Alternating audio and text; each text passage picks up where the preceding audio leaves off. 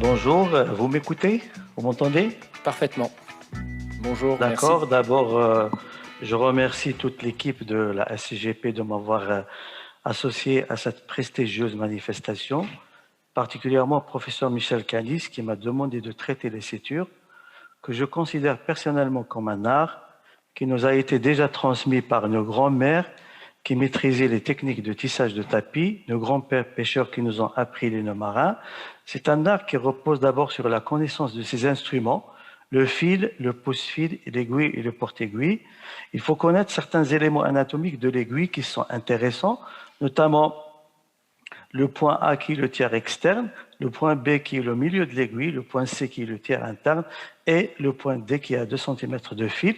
C'est un art qui repose sur l'ergonomie comme toute célioscopie. Il faut être correctement installé, le moniteur à la bonne distance. C'est un art qui repose sur la souplesse. Il faut manier ces instruments avec aisance et élégance. C'est un art qui repose sur les règles de la géométrie. Il faut respecter cette loi de parallélisme. Il faut que l'axe de le porte-aiguille soit parallèle à l'axe de cicatrice, condition sine qua non.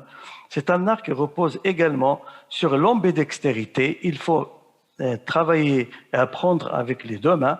C'est un art qui repose sur la technicité. Pour faire un nœud, il faut faire il y a 4 étapes, l'entrée de l'aiguille, la prise de l'aiguille par le porte-aiguille, l'aiguillage de tissu et la réalisation d'eux. Le premier temps de suture, c'est l'entrée de l'aiguille. Il est d'autant plus simple quand on utilise un trocard de 10. Il est possible également de faire usage de trocard de 5. La technique est simple. D'ailleurs, je l'ai appris chez Goufou à Clermont-Ferrand. Puis, la deuxième étape, ce qui est le challenge de toute la paroscopiste, c'est de la prise de l'aiguille par le porte-aiguille. Donc, l'objectif, c'est que votre axe de porte-aiguille soit perpendiculaire à l'axe de votre aiguille. La difficulté, c'est qu'en laparoscopie, on est limité par des soucis gestuels et visuels. On est privé de cette vision trois-dimensionnelle. Et la solution, c'est d'associer l'art de suture à l'art de danse, et on va assister à une véritable chorégraphie de l'aiguille via certaines techniques. Donc la plus simple, c'est la light technique. Donc il suffit de prendre l'aiguille directement à 90 degrés si on a un peu plus de chance. La deuxième technique, c'est le easy technique. Parfois, on a besoin de certains gestes pour avoir cet angle de 90 degrés avant l'aiguillage de tissu. Et vous avez la troisième technique, c'est la technique de corps technique qui nous permet de manipuler l'aiguille avec les deux pinces pour avoir justement cet angle de 90 degrés. Mais la plus utilisée et la plus répandue, ce que nous utilisons, c'est le flag, pardon. Donc, vous avez le flag movement technique qui permet d'ajuster parfois cet angle de 90 degrés en manipulant l'aiguille au point D et le fil au point C.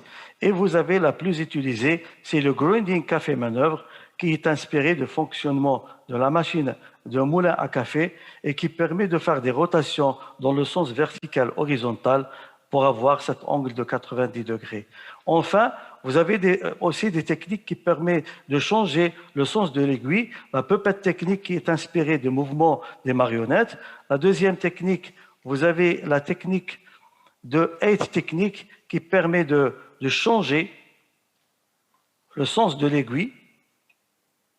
Pardon.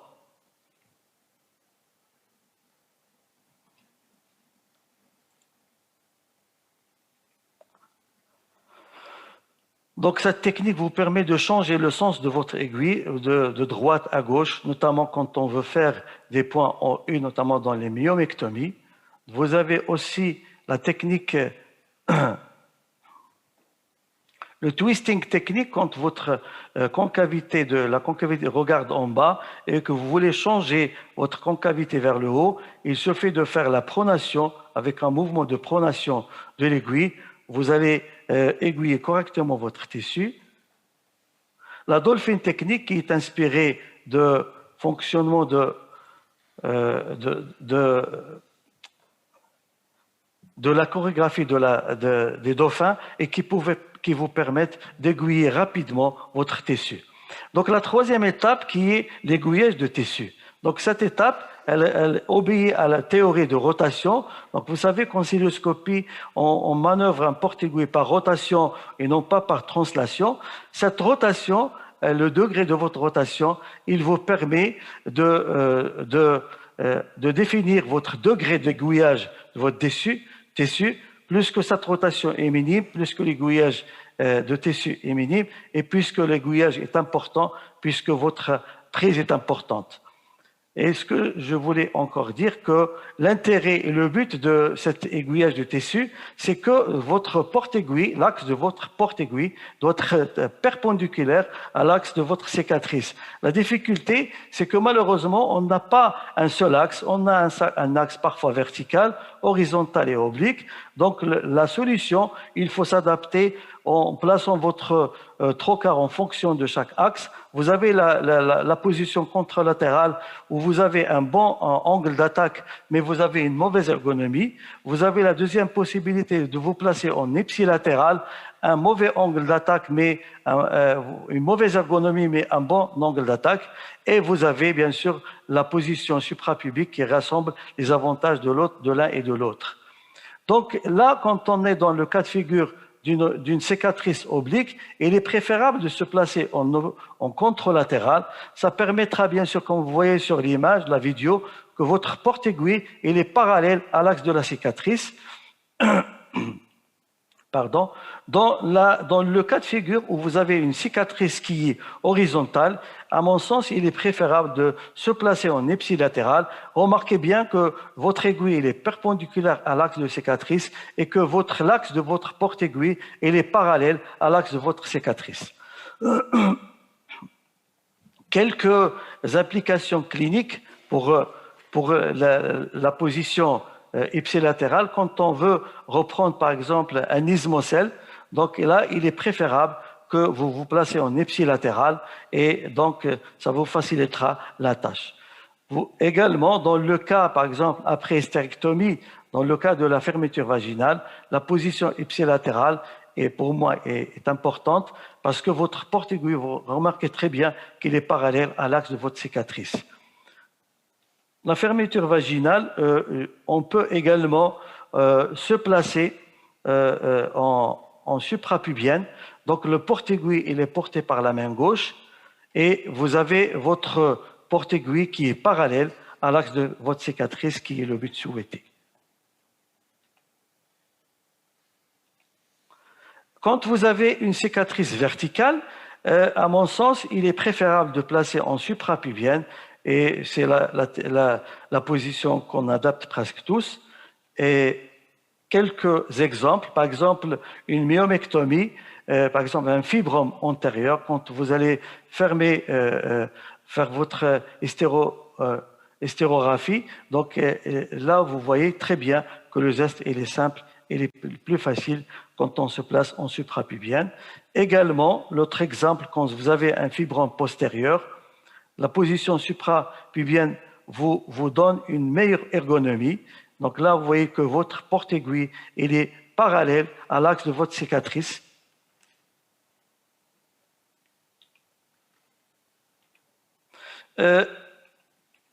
Donc le quatrième temps opératoire des sutures, bien sûr, c'est de mettre le nœud. Et là, comme toute discipline, le langage des sutures, l'art de suture, il a un langage qui est représenté par les nœuds de base qui nous permettent de communiquer entre nous.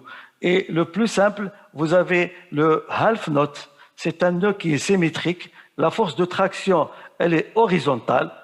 Vous avez le deuxième nœud qui est le square knot, qui est en fait un double half knot. La force de traction, elle est horizontale et symétrique. Et vous avez le surgical knot, le surgian knot. Vous avez un square knot qui est bloqué par un half knot. Et puis vous avez les nœuds qui sont asymétriques, ou ce qu'on appelle en français les demi-clés, le half hitch. Vous avez un chef passif et un chef actif que je représente par la couleur rouge. Et la force de traction, elle est verticale et asymétrique, contrairement au nœud symétrique. Et vous avez, bien sûr, le slip knot qui est en fait un double half hitch. Vous avez, bien sûr, un chef actif qui est le rouge. Donc, on va pousser sur le rouge, la partie rouge de fil, et le chef passif qui est en blanc. Et bien sûr, le nœud, on a deux techniques qui sont complémentaires, l'intra et l'extracorporel note. Pour l'intracorporel note, condition sine qua non, il faut que votre fil soit court de 15 cm. Elle est destinée au tissu souple, notamment quand on veut suturer un vaisseau, une vessie ou du digestif. Il faut également obéir et respecter la théorie des angles. Donc, vous avez l'angle instrument qui est défini entre les deux instruments et vous avez l'angle suture qui est entre le fil et l'instrument. Ce qu'il faut, c'est que pour avoir un bon angle d'attaque, il faut que votre angle instrument doit être supérieur à votre angle fil, comme on voit ici sur l'image. Donc, ça nous permet, bien sûr, quand on respecte cette théorie, on peut tourner rapidement et sans problème autour de l'instrument. Contrairement, quand vous avez un mauvais angle, c'est-à-dire que l'angle instrument il est inférieur à l'angle fil, comme c'est le cas, vous avez vu que c'est un angle de 90 degrés. Vous allez voir quand on va tourner autour de fil, on va buter contre la deuxième pince et c'est ce qu'il faut éviter. Donc il faut que votre angle instrument doit être inférieur à votre angle fil. Donc, puis deux techniques s'affrontent. La technique horizontale, ou ce qu'on appelle la C-loop, vous allez tracer le C, vous allez tourner autour. Et vous avez la deuxième technique, la technique horizontale, verticale, ou la D-loop. Donc, cette fois-ci, on trace le D et on tourne autour. Cette technique de D-loop, il a été inspirée du fonctionnement de la machine à coudre. Vous savez que la machine à coudre, vous avez... la machine à coudre, vous avez la navette, vous avez une navette qui va faire votre boucle et qui a un sens horizontal ici, et vous avez votre aiguille qui va rentrer dans la boucle et qui a un sens vertical. Donc là, si on va s'inspirer de ces mouvements, on remarque que pour cette théorie de D-loop, vous avez la pince de gauche qui est la navette qui va faire la boucle et la pince de milieu qui est votre aiguille qui va rentrer dans la boucle et comme ça vous avez un mouvement qui est rapide, simple et reproductible. Et puis vous avez une autre technique, c'est la Y-loop technique. Donc cette technique est intéressante parce que elle permet de transformer un nœud plat en un demi-clé. Donc on fait le premier nœud, la première boucle, la deuxième boucle et vous allez voir qu'on va tracer un Y inversé et cette technique vous permet de mesurer votre force de serrage, notamment quand on veut faire des myomectomies pour éviter les nécroses. Et puis bien sûr vous avez d'autres techniques, la smiley technique, quand vous avez un fil court, donc là on va tourner autour de l'aiguille. Vous avez l'autre technique c'est la tornado technique, pardon.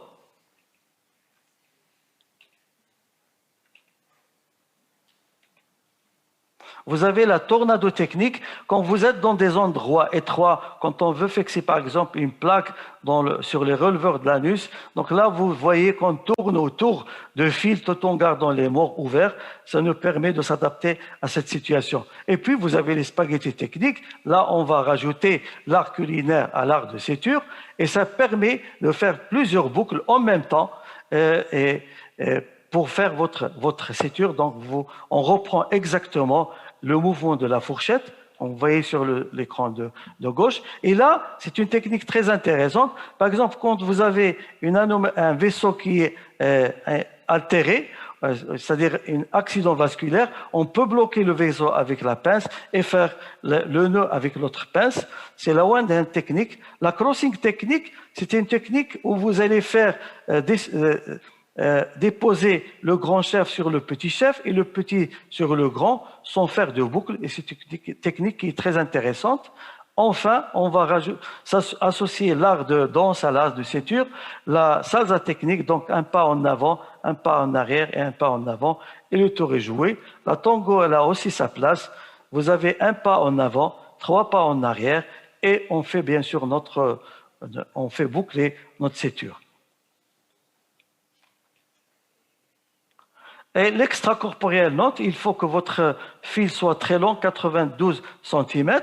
Donc là, vous avez un chef actif qui est en rouge, donc on pousse le premier, on descend le premier boucle, la deuxième boucle, et on change de chef, et on va le blanc qui devient actif et le rouge qui devient passif. Donc, est-ce qu'il y a un nœud de sécurité? Donc, c'est un travail qui est très intéressant, qui a été publié récemment. Donc, le nœud de sécurité, c'est que vous allez faire le S, c'est-à-dire un slip, un half hitch, un demi-clé, deuxième demi-clé, troisième demi-clé, mais qui est inversé, un SB, quatrième demi-clé SB, inversé, quatrième, cinquième demi-clé, et normalement, il faut 5 nœuds pour avoir un nœud de sécurité. Et puis, vous avez l'autre technique, c'est la rudder technique, quand on ne dispose pas de pouce-fil, donc on fait un half knot, on fait 4 loops autour, 3 loops autour, pardon, et on bloque par un half hitch, et il faut avoir un fil qui est glissant, notamment les monofilaments, et là, vous poussez avec un pouce-fil. Vous avez aussi la one-hand technique. Quand vous n'avez pas de pouce-fil, on peut utiliser l'arsenal de votre porte-aiguille et on va tourner autour du fil et on va bloquer les deux par un nœud inversé. C'est une technique qui est aussi très intéressante. Vous avez aussi l'élévateur technique. C'est une technique qui est inspirée vous avez première boucle, deuxième demi-clé, troisième demi-clé, quatrième demi-clé. On glisse et on bloque avec un pouce-fil. Aussi, les sutures continues, ils ont une place. Là, 2 informations qu'on doit retenir. Quand on veut faire une péritonisation, remarquez que c'est le péritoine qui vient vers l'aiguille et non pas l'inverse. Deuxième chose à retenir de ceci, c'est que l'ambidextérité est importante. On change quand on veut aiguiller la face postérieure de péritoine. On va le faire avec la main gauche, c'est plus facile qu'avec la main droite. Et là, vous allez descendre votre nœud avec votre pouce-fil. Il y a des astuces aussi pour j'arrive à la fin, des astuces pour les sutures continues. Vous pouvez faire votre boucle à l'extérieur quand on a des difficultés à le faire à l'intérieur. Donc la vidéo est très explicite. On fait cette boucle. Voilà, vous voyez la boucle. Donc c'est facile à reprendre, c'est facile à faire. Et là, on va aiguiller bien sûr le tissu, donc vous voyez que ça glisse, de préférence un monofilament qui glisse rapidement et facilement. Donc on va aiguiller le tissu, on va bloquer la boucle qu'on a fait, on fait notre surjet et bien sûr on va bloquer par cette technique en tournant autour de l'aiguille, comme la smiley technique pour bloquer votre surjet. C'est des astuces qu'il faut aussi connaître et retenir. Et là, j'arrive bien sûr, je conclus. Et je suis désolé si j'ai dépassé un petit peu mes temps, par cette citation d'un grand tabib qui a dit « On reconnaît un bon chirurgien, non pas par la façon dont il coupe, mais par la façon dont il suture. » Et personnellement, je dirais que la suture, c'est la clé de toute la paroscopie, notamment la cilioscopie avancée. Et comme vous avez vu, qu'il y a des techniques et non pas une seule technique qui s'adaptent à différentes situations.